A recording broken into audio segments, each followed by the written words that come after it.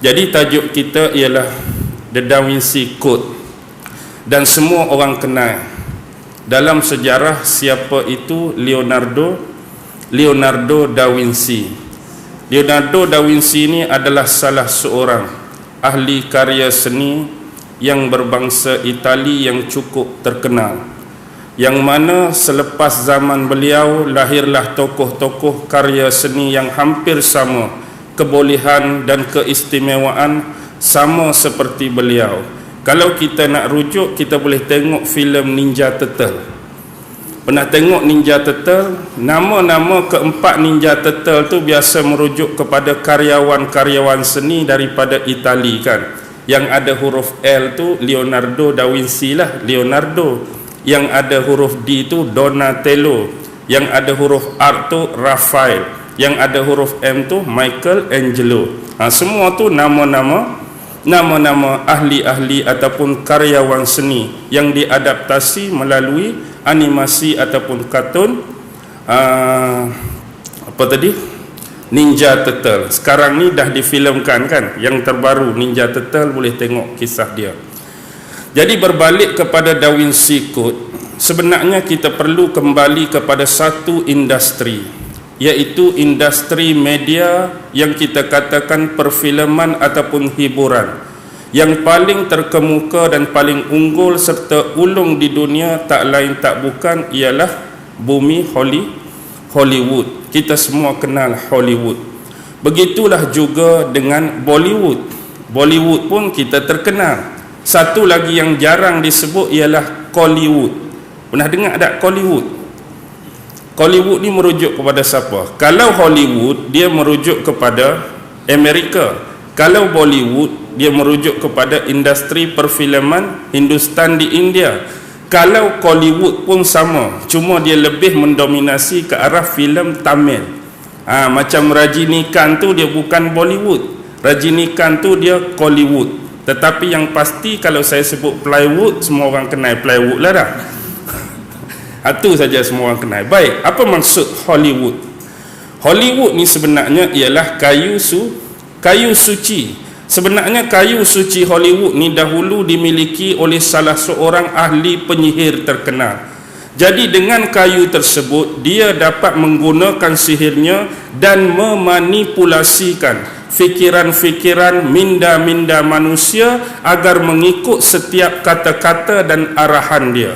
Jadi hari ini adaptasi daripada kiasan kayu sihir tersebut digambarkan dalam bentuk industri media, sama ada hiburan ataupun nyanyian yang akan digunakan untuk diserap ke dalam fikiran-fikiran, untuk diserap ke dalam minda-minda anak muda di seluruh dunia, lebih-lebih lagi minda anak-anak muda Islam, agar dibuai, agar mereka ini sentiasa terangsang ke arah perkara-perkara yang Islam sifatkan hari ini sebagai lara, sebagai benda-benda yang lalai, benda-benda yang menjauhkan kita daripada mengingati Allah, benda-benda yang menjauhkan kita daripada mengingati syariat, lebih jauh lagi menjauhkan kita daripada mendekati agama kita sendiri, iaitu Islam.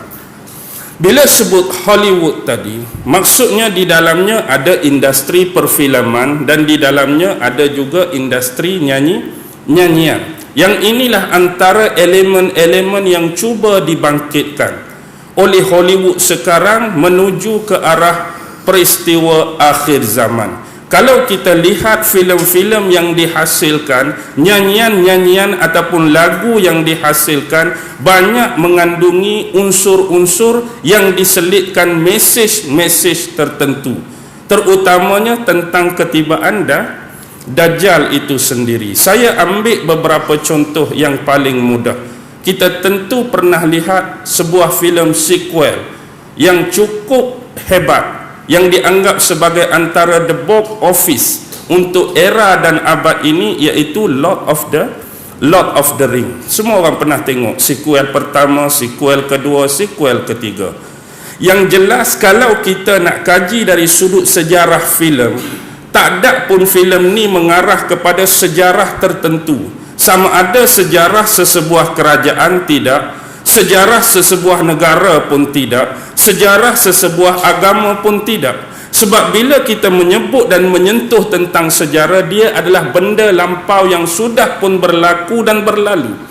Tetapi corak, fragmen yang digambarkan dalam filem Lord of the Ring adalah sesuatu yang bukan telah dan yang kita kata dah berlalu, tetapi yang akan datang. Gambaran-gambaran tersebut semua dapat kita sikapi dengan baik melalui akal dan mata hati kalau kita jernihkan jiwa dan perasaan kita meneliti setiap plot-plot cerita yang ada. Dia lebih memang banyak menjurus kepada peristiwa yang akan berlaku di penghujung akhir zaman. Kalau kita tengok gambaran dalam filem tersebut, seumpamanya markas yang dimiliki oleh Sauron yang kita namakan sebagai Mordor. Mordor ni lebih merujuk kepada apa? Pulau yang diduduki dan didiami oleh Dajjal itu sendiri. Dan di pulau ataupun kediaman Mordor ni ada satu menara. Menara ni mirip macam Burj di Dubai kan. Tapi ada satu mata. Yang ni dinamakan Sauron. Sauron itulah yang mengawal setiap aktiviti yang berlaku, sama ada dalam kumpulan dia sendiri, dan dia menerobos masuk cuba memanipulasi setiap pemikiran, setiap pegangan, setiap akidah, setiap kepercayaan, setiap keyakinan yang di luar daripada kota Mordor juga. Jadi inilah yang kita nampak tentang gambaran Dajjal. Dalam tu juga ada yang disebut sebagai Isengard. Isengard ni sebenarnya merujuk kepada tembok Zulkarnain yang dia bina tu, tembok yang nak halang Ya'juj dan Ma'juj. Dalam Isengard tu ada tentera-tentera Witch King. Kalau kita tengok cari dalam filem tu, tentera Witch King itulah gambaran Ya'juj dan Ma'juj. Begitu juga ada seorang tua yang berpakaian serba putih, ada pedang, yang naik kuda tu nama Gandalf kan. Gandalf ni merujuk kepada Imam Mahdi, dan juga seorang lagi pemuda iaitu Aragorn. Aragorn tu merujuk kepada Nabi Isa alaihi salam. Jadi sambungan sebenarnya bagi filem Lord of the Ring tu, dia jadi kembali semula ke zaman silam. Bila kembali semula ke zaman silam, dia keluar Hobbit. The Hobbit tu, filem The Hobbit. Jadi dalam filem The Hobbit tu, dia ada watak Hobbit dengan watak Frodo. Frodo yang jadi pembawa cincin itulah Lord of the Ring tu. Tetapi kita perlu ingat benda yang diselitkan di sini. Inilah saya nak gambarkan hubungan yang kuat antara Samirah dengan Hollywood. Apa itu Samirah? Samirah merujuk kepada tempat tinggal ataupun tempat asal Musa bin Zafar. Siapa Musa bin Zafar? Sezaman dengan Nabi Musa bin Imran. Ada satu lagi Musa nama Musa bin Zafar. Yang inilah dikenal sebagai Samiri tu. Samiri yang buat patung tu, nama dia Musa bin Zafar. Kalau kita buka kitab tafsir, iaitu tafsir Ibnu Katsir, dia ada cerita tentang satu susuk tubuh personality yang nama Samiri itu, nama betul dia ialah Musa bin Zafar. Jadi dia dikenali sebagai Samiri, penisbahan atas nama tempat lahir dan asal dia, negeri Samirah. Jadi bila kita lihat kepada Hobbit dan Frodo tu, siapa teman baik Frodo? Sekali dengan dia, Sam, bukan? Nama Sam ni begitu sinonim dalam setiap filem. Sam. Baik, sekarang kita tinggalkan The Hobbit. Saya akan pergi lagi kepada satu filem lain, iaitu I Am Believe. Pernah tengok filem ni? Tak pernah tengok I Am Believe ni lakonan siapa? Will Smith. I Am Believe. Dalam tu dia ada satu kisah yang manusia ni semua terkena satu jenis penyakit yang berbahaya. Satu penyakit yang kronik yang boleh membawa hilangnya nyawa, boleh membawa kematian. Tetapi nak cakap watak Will Smith ni dalam filem tu ialah never ni dia macam imun dengan penyakit. Marilah penyakit apa pun dia tak terkesan. Jadi dia imun. Dialah satu-satunya dianggap sebagai penyelamat. Yang dia inilah bekerja keras dalam filem tersebut, cari sumber-sumber perubatan, cari sumber-sumber ubat yang boleh tolong rawat orang-orang yang terkena penyakit kronik zaman tu. Tapi bila kita fikir, tengok gaya penyakit yang dipaparkan tu lebih mirip kepada H1N1. Waktu tu pula filem tu keluar, memang penyakit H1N1 tengah mula tersebar. Jadi macam ada link dan sesuatu yang mereka sorok, hidden dan sembunyikan daripada kita. Jadi konteks paksi I am believe ni ialah anjing, teman setia kepada Neville, ataupun nama asal pelakon tu Will Smith ialah Sam. Anjing tu pun nama Sam. Sam masih lagi lekat dan sinonim. Begitu juga kalau kita tengok filem Transformer. Filem Transformer, hak lelaki tu, hak seolah menyelamat pun Sam juga. Tu Sam juga. Jadi banyak benda-benda yang melibatkan dengan nama Sam. Bahkan negara Amerika sendiri pun sinonim dengan negara Uncle Sam, yang pakai topi panjang tu kan, yang pakai apa ni dia panggil bow tu, itulah Uncle Sam. Jadi ramai tak tahu Uncle Sam tu merujuk kepada siapa. Ingat Uncle Sam saja-saja, tapi Uncle Sam tu merujuk kepada Samiri zaman Nabi Musa lagi. Itulah Uncle Sam. Tapi Uncle Sam ni berbeza dengan Dr. Sam kita, hak saya anak Malaysia dulu kan. Hak tahun 80-an kita ada menyanyi, saya anak Malaysia, tu Dr. Sam lain, tak ada kena-mengena. Okey. Sekarang tu salah satu ataupun beberapa contoh tentang perkaitan filem-filem yang ada mesej-mesej tertentu. Contoh filem-filem lain saya ceritakan seperti filem King Kong. Kalau kita tengok filem King Kong, agak-agak mesej apa yang Dajjal nak bagi? Cerita binatang besar, tak ada kena-mengena. Tapi kalau kita tengok betul-betul perjelas dan halusi, kita tengok peta antara kru-kru ahli penggambaran, hak bawa kamera, hak bawa peta, hak bawa alat-alat rakaman, nak pi tangkap apa? Nak pi tangkap, nak tengok gambar, nak buat liputan besar-besaran secara live, secara langsung King Kong. Tetapi gambaran perjalanan, peta nak pi ke pulau King Kong tu, ada mesej di situ kalau kita perhati.